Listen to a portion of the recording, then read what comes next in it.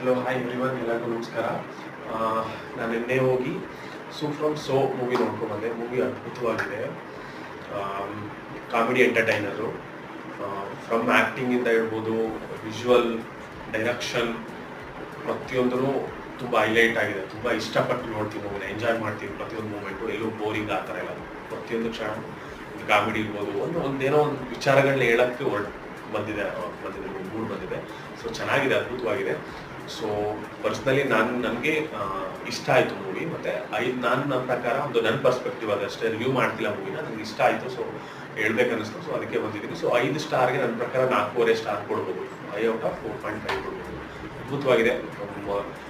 Acting wise ಇರ್ಬೋದು, direction, ಅದೊಂದು visual ಇರ್ಬೋದು, ತೋರಿಸಿರೋ ರೀತಿ ಪ್ರತಿಯೊಂದು ಅದ್ಭುತವಾಗಿದೆ. ಈ ಮೂವಿನ ಯಾರು ಮಿಸ್ ಮಾಡಿ